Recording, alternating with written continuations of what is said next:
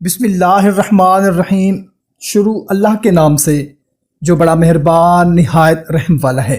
السلام علیکم میرے بھائیوں اور بہنوں، امید کرتے ہیں آپ سب لوگ خیریت سے ہوں گے۔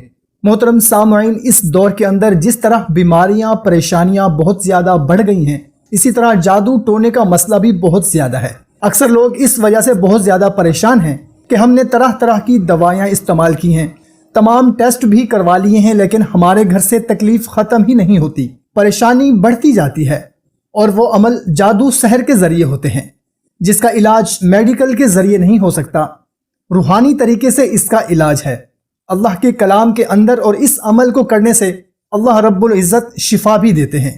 اور کچھ لوگ اس سے بڑھ جاتے ہیں، گھروں کے اندر تعویذات دفن ہوتے ہیں، جادو کے ذریعے ان چیزوں کو دفن کیا جاتا ہے جن سے گھروں کے گھر تباہ ہو جاتے ہیں، بیماریاں گھر کر جاتی ہیں، یا ایسا معاملہ ہو جاتا ہے کہ انسان کے ہوش و حواس گم ہو جاتے ہیں، مجنون ہو جاتا ہے، دیوانگی ہو جاتی ہے، دورے پڑنے لگ جاتے ہیں، اولاد نافرمان ہو جاتی ہے، میاں بیوی کا جھگڑا آئے دن بڑھتا چلا جاتا ہے۔ یہ سارے معاملے اس جادو کی وجہ سے ہوتے ہیں۔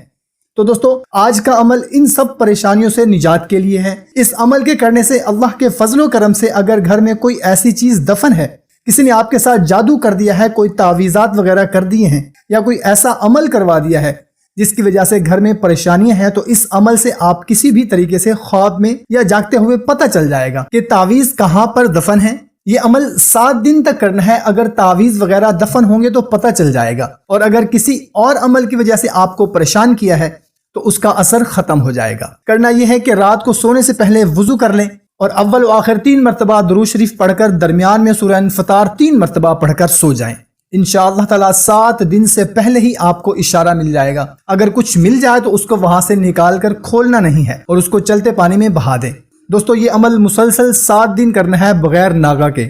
دعا ہے اللہ تعالی ہم سب کو ان پریشانیوں سے دور فرمائے، آمین۔ ویڈیو اچھی لگی ہو تو اس کو دوستوں کے ساتھ لازمی شیئر کریں۔ ہمیں دیں اجازت، ملتے ہیں نئی ویڈیو میں، اپنا خیال رکھیے گا، اللہ حافظ۔